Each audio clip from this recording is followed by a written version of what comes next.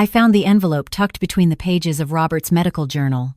Not hidden, exactly, but not displayed either. A cream-colored envelope with elegant script addressing it to my husband. The return address made my hands go cold. Dr. Patricia Chen, Oncology Associates. Robert had a standing appointment every Thursday afternoon. Physical therapy, he'd said, for his back. After 38 years of marriage, I'd stopped questioning his routines. He was a man of habit, my husband. Breakfast at 6:30, coffee black, 2 sugars. Reading glasses on the second shelf of his nightstand. Physical therapy on Thursdays. Except this wasn't physical therapy. I stood in our bedroom, Robert's journal still open on the dresser, where I'd found it while looking for stamps. The envelope was postmarked 3 weeks ago. Inside, a form letter thanking him for his consultation and confirming his next appointment. Time, 2 p.m. Date, this Thursday. Location, the Oncology Associates, building downtown. My first thought was cancer. The word dropped into my mind like a stone into still water, rippling outward into every corner of my consciousness. Robert was sick, dying, maybe, and he hadn't told me. My second thought was even worse. The letter mentioned continued treatment plan and discussing options with loved ones. Loved ones. Plural. Who else knew? Why would he tell anyone before telling me? I sat down on the edge of our bed, the bed we'd shared for nearly 4 decades, and tried to remember the last time I'd really looked at my husband, really seen him. He seemed thinner, maybe, tired. But Robert was 63 years old. Everyone our age was tired. I read the letter 3 more times, searching for something I'd missed, some detail that would make sense of this. But there was nothing. Just appointment times and room numbers, and that one terrible line. We look forward to continuing care for you and your companion. Companion. Robert hadn't asked me to go to a single appointment. In 38 years of marriage, through broken bones and kidney stones and that terrible bout of pneumonia, I'd been there. Always. We were partners. We showed up. Unless, apparently, we didn't anymore. I heard his car pull into the driveway. Tuesday evening, 6:15, like clockwork. I put the letter back in the envelope, slipped it back into the journal, and went downstairs. My hands were shaking. "Hey there," Robert called from the mudroom. I heard him setting down his briefcase, the familiar sound of his keys hitting the ceramic bowl by the door. "How was your day?" "Fine." I stood at the sink, ostensibly rinsing lettuce for dinner. Really, I was trying to decide if I could ask him. If I should. He came up behind me, kissed the top of my head, an automatic gesture. Muscle memory from decades of coming home. "You okay?" he asked. "You seem quiet." This was the moment. I could turn around. I could show him the letter. I could ask him why. After 38 years, he decided I didn't need to know he was sick. Instead, I said, "Just tired, long day." He nodded, already moving toward the living room. "I've got some work to finish up. Is dinner in an hour okay?" "Perfect." I watched him walk away. This man I'd married when we were both 25, when we both had dark hair and firm opinions about everything. When had we become people who kept secrets? That night, I lay awake beside him, listening to him breathe. Steady, regular. He'd always been a good sleeper. I used to envy that about him. His ability to close his eyes and simply drift away while I lay there cataloging every worry, every undone task. Now I added a new item to the list. Find out what Robert's hiding. By Wednesday morning, I'd made a decision. I wasn't going to confront him. Not yet. I needed to know more. Needed to understand the shape of this secret before I could figure out how to untangle it. At breakfast, I asked casually, "Do you have physical therapy tomorrow?" He didn't even look up from his newspaper. "Yep. 2 o'clock. How much longer do you think you'll need it?" "For your back?" "Doctor says a few more weeks. Maybe a month." He turned the page. "Why?" "Just wondering." I poured myself more coffee. "I was thinking we could have an early dinner tomorrow.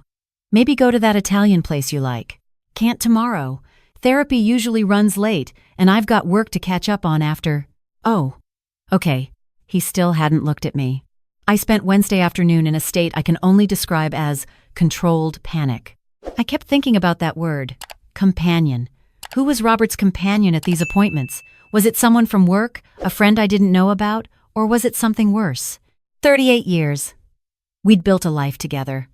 3 children, 5 grandchildren, a house we'd renovated room by room over the decades. We'd survived job losses and failed business ventures, and that terrible year when our youngest, Michael, had gotten into drugs. We'd survived, but maybe survival wasn't the same as thriving. Maybe somewhere along the way, in between the mortgage payments and parent-teacher conferences and family barbecues, we'd stopped being partners and started being just 2 people living parallel lives under the same roof. The thought terrified me. By Thursday morning, I'd formed a plan. I would go to the Oncology Associates building. I would see for myself what Robert was hiding. I needed to know if my husband was dying, and I needed to know who he'd chosen to face it with instead of me. I dressed carefully. Jeans and a simple navy sweater, sunglasses, a scarf I could pull up if needed. I felt ridiculous, like a character in some bad detective movie, but I also felt determined. Robert left the house at 1:30, which gave him plenty of time to make his 2 o'clock appointment. I waited 10 minutes, then followed. The Oncology Associates building was a modern glass structure downtown, all clean lines and professional landscaping. I parked 3 rows away from Robert's sedan and watched him walk inside. He moved slowly, I noticed. When had that happened? When had my husband become an old man? I waited another 5 minutes, then followed him in. The lobby was all marble and recessed lighting.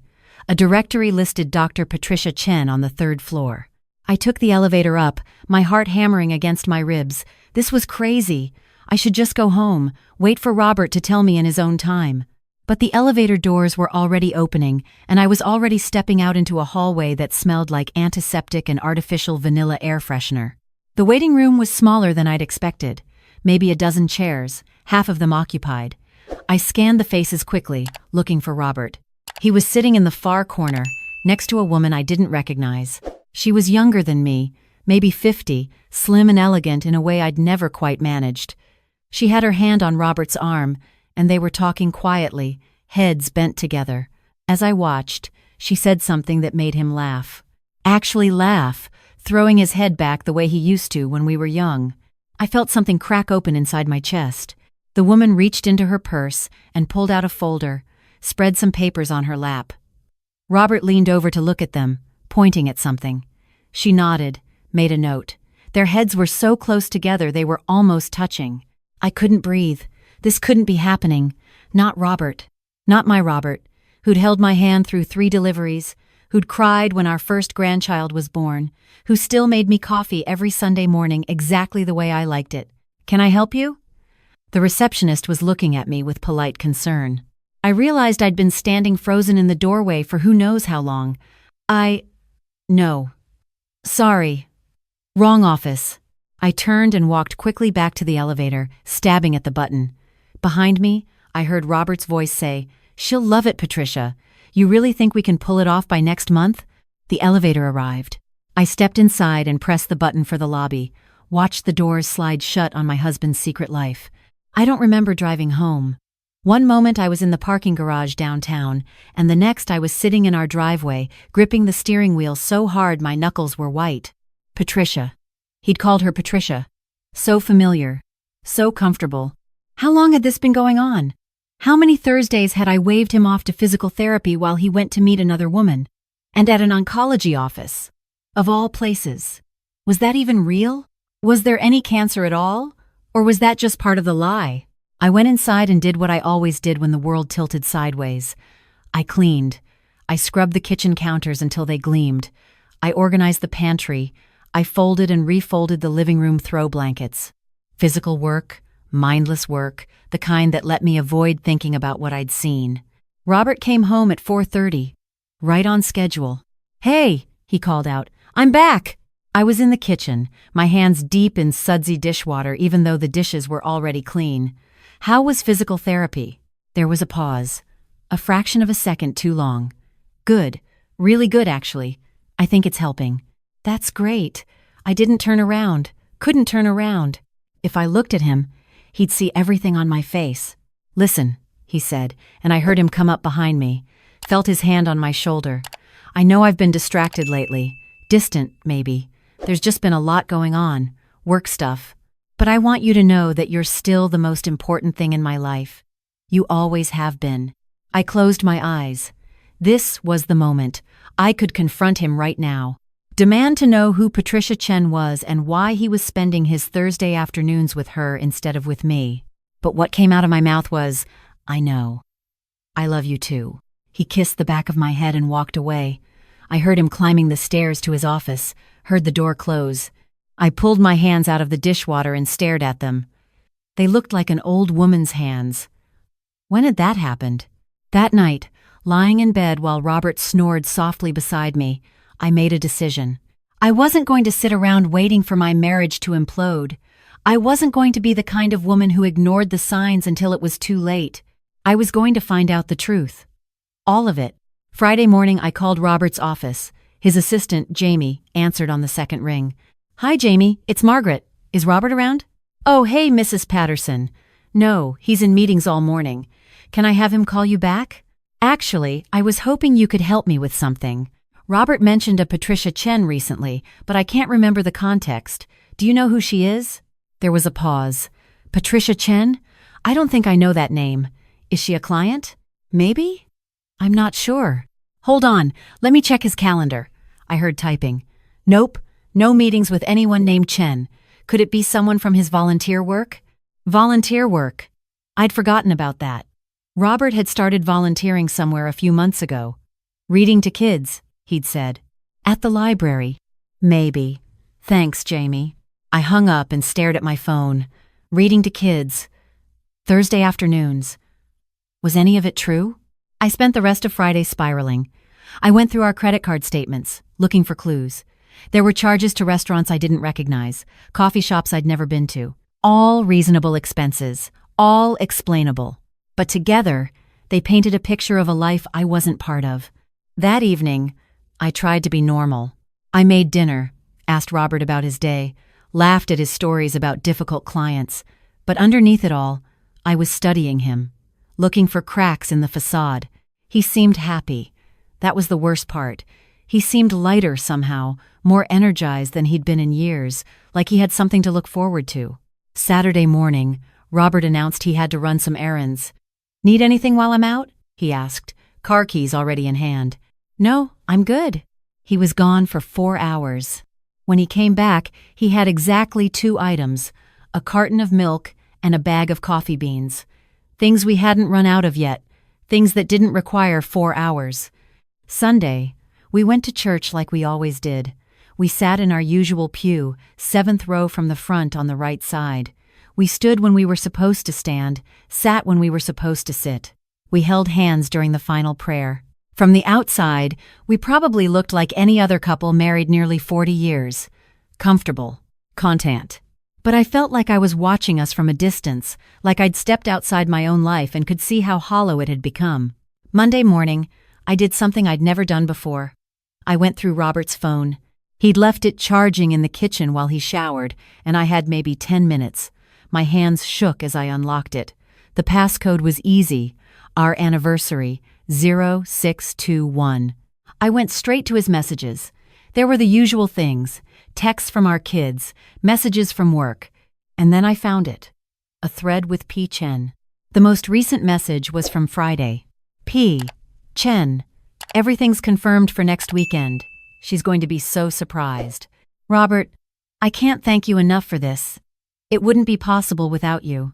P. Chen. That's what friends are for. Margaret is lucky to have you. I read the messages 3 times. 4. They were talking about me. They were planning something for me. A surprise. I scrolled up, reading through weeks of messages. They were all about logistics, schedules, arrangements. Nothing romantic, nothing inappropriate.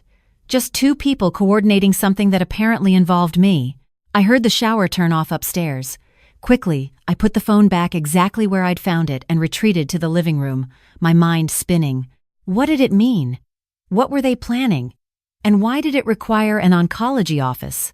The answer came to me slowly, spreading through my chest like warmth after drinking hot tea on a cold day.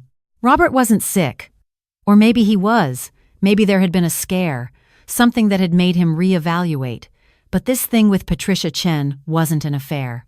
It was something else entirely. Tuesday, I went back through the house with new eyes. In Robert's office, I found more clues. A travel brochure for Italy tucked in his desk drawer. A list in his handwriting. Renewal of vows? Anniversary party? Both? Our 40th anniversary was in 8 weeks, June 21st. Wednesday, I couldn't take it anymore. I called the oncology associate's office directly. "Hi," I said when the receptionist answered. "I'm calling about my husband, Robert Patterson. He's a patient of Dr. Chen's?" "Let me check. Keyboard sounds. I don't see a Robert Patterson in our system. Are you sure he's seeing Dr. Chen?" "He had an appointment last Thursday." More typing. "I'm sorry, I'm not finding anything. Could he be seeing a different doctor in our practice?" "No. It was definitely Dr. Patricia Chen." "Ma'am, we don't have a Dr. Patricia Chen at this location. We have a Dr. Peter Chen in our practice, but he's in our other building. Could that be it?" I hung up without responding. Patricia Chen wasn't an oncology doctor. Robert had never been a patient there. The envelope I'd found must have been something else, something I'd misread in my panic. Thursday afternoon, I made a decision. No more spying. No more suspicions. Whatever Robert was planning, I'd let him plan it. He was trying to do something nice for me, something that involved a woman named Patricia Chen, and apparently our 40th anniversary, and maybe a trip to Italy. I should have felt relieved, grateful, but instead, I felt a creeping sense of guilt. I'd spent 2 weeks convinced my husband was dying or having an affair, all because I jumped to conclusions, because I hadn't just asked him. When Robert came home that evening, I was waiting in the kitchen. "We need to talk," I said. His face went pale. "What's wrong?" "I found the envelope. From Patricia Chen. And I saw you with her last Thursday." He opened his mouth, closed it, opened it again. "Margaret, I can explain." "I'm sure you can. But first, I need to explain." I took a deep breath. "I thought you were sick. I thought you had cancer and you hadn't told me. And then I saw you with her, and I thought..." I couldn't finish the sentence. Robert's expression shifted from panic to understanding to something that might have been sadness. "Oh, sweetheart, no. God, no." He pulled out a chair and sat down heavily. "Patricia Chen is a travel agent. I've been working with her to plan something for our anniversary. A trip to Italy. The whole thing. 3 weeks. All the places you've always wanted to see. But the oncology office, that's her side business. She's actually an estate planner who works with elderly clients. The office is in the same building. I went to see her about updating our wills before we travel." He ran his hand through his hair. "I wanted it to be a surprise. I've been saving for 2 years, ever since you mentioned that you felt like we'd stopped dreaming together." I sat down across from him. "I said that?" "At Michael's wedding. You were talking to Sarah about how, when we were young, we used to talk about all the places we'd go. And you said you missed that. Missed feeling like we had adventures ahead of us instead of just behind us." I remembered. It had been late in the evening, after too much champagne. I'd been feeling nostalgic and a little melancholic, watching our youngest son dance with his new bride. "I've been so stupid," I whispered. "You've been scared," Robert corrected gently. "And I've been secretive. This is on both of us." He reached across the table and took my hand. "Margaret, I know we've gotten comfortable. Complacent, maybe. I know I don't tell you enough how much you mean to me. But you're it for me. You always have been." I started crying then. Not delicate tears, but the ugly, gasping kind that come from somewhere deep. Relief and shame and love all tangled together. Robert came around the table and pulled me up, wrapped his arms around me. We stood there in our kitchen, the kitchen where we'd shared thousands of meals, where we'd celebrated birthdays and commiserated over disappointments, where we'd built a life. "I'm sorry," I said into his shoulder. "I should have just asked you. I'm sorry I made you worry." He pulled back to look at me. "So, do you want to hear about the trip, or do you want me to try to keep it a surprise for another 8 weeks?" I laughed despite myself. "Tell me everything." We stayed up until midnight, Robert showing me all the plans. Tuscany in the spring, Rome, the Amalfi Coast, cooking classes and wine tastings and a villa rental in the countryside. He'd thought of everything. "Patricia's been incredible," he said. She helped me find all these places. Did you know she grew up in Italy? Her whole family is from there. I'd like to meet her, I said. Properly. To thank her. She'd like that. Later, lying in bed, Robert said quietly, "You know what scared me most? When you said you'd seen me with her and thought the worst? What scared me was realizing you'd believe it. That maybe we'd drifted so far apart that infidelity seemed more likely than romance." "We haven't drifted that far," I said. But even as I said it, I wondered if it was true. "Let's make sure we don't," he said. "Italy is just the start. I want us to really show up for each other again, the way we used to." I'd like that. The next morning, Robert arranged for me to meet Patricia properly. She was warm and funny and exactly the kind of person I would have liked to know better if I hadn't spent 2 weeks convinced she was stealing my husband. She laughed when I told her the whole story. "Oh, honey, I get it. My husband thought I was having an affair once because I kept sneaking off to pottery classes. Turns out communication is pretty important in a marriage. You'd think after 38 years we'd be better at it," I said. "You'd think," Patricia agreed, "but we're all works in progress, right? The important thing is you talked about it. You didn't let it fester." She showed me more details about the trip, asked about my preferences, my dreams. By the end of the meeting, I felt like I'd made a friend. That was 3 weeks ago. Robert and I have been different since then. More intentional. We have coffee together every morning now, really together, not just existing in the same room. We talk about things that matter. We make plans. Our 40th anniversary is next month. We'll go to Italy, see all the places we dreamed about when we were young and naive, and so sure we'd conquer the world together. But here's what I've learned. Sometimes the adventure isn't about where you go. It's about choosing, every single day, to show up for the person you chose. To not let comfort become complacency. To remember that the person you built a life with is still worthy of your attention, your curiosity, your trust. I almost lost that. Not because Robert was unfaithful, but because I'd stopped believing we were still worth fighting for. We are, though. After 38 years, after all the routines and responsibilities and ordinary days that make up a marriage, we're still worth it. And next month, when we're sitting in some cafe in Rome or walking through vineyards in Tuscany, I'll remember this. I'll remember the 2 weeks I spent convinced I was losing everything and how close I came to losing it all by my own suspicion. But mostly, I'll remember that it's never too late to start showing up again. To choose each other. To still, after all these years, surprise each other with the depth of what we're willing to do for love. That's the real adventure. Not Italy. Not the grand gestures. Just this. Waking up every morning and deciding that yes, today, I'll choose us again.